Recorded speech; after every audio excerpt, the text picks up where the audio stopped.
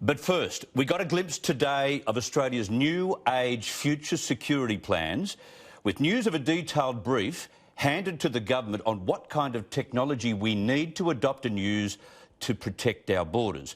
Now, this is not about patrolling our oceans to prevent asylum seekers from entering. It is way beyond that.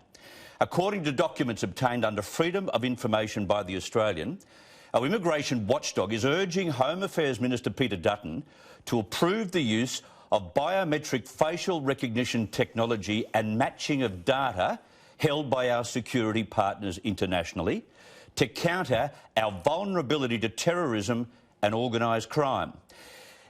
In other words, it's a step towards a better intelligence capability by upgrading our biometric tools. Now, that might sound very technological, but if you've been to an international airport, you've already been subject to biometrics. Now, included in this report are a few admissions, some worrying admissions about how vulnerable we've become in this country. Firstly, the department is warning that the immigration program was under significant pressure. And secondly, the IT system being used by all our agencies is now unable to cope with the demand. This is exactly what the Department of Human Services faced, and they're now trying to install an entire computer hardware and software system just to keep up. And in Home Affairs, it seems to be the same story. The IT framework has been described in this report as ageing and failing.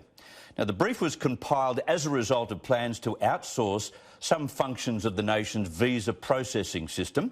The Australian reported that, according to the department, an overhaul is needed now to respond to an environment where terrorist methodologies, targets and tactics continued to evolve, and an environment where drug importation referrals were up 300% since 2013-2014.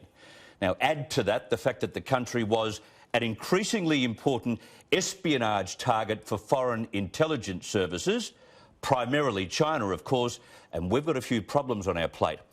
I hope we don't see the ALP or the attention seekers in the Senate stand in the way of any of this. Australians have long since realised that to keep our nation safe, we have to lose some of our civil liberties in order to allow security agencies to keep one step ahead of those who are out to harm us.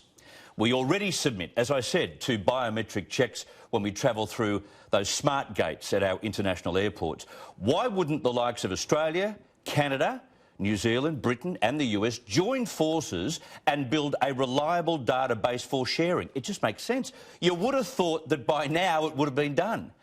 And already databases using biometric checks have led to an increase in visa refusals. So we're finding out the truth about some of those applicants. Now, it may sound almost contradictory, but a global biometric database shared between friendly allies would go a long way to safeguarding our freedoms.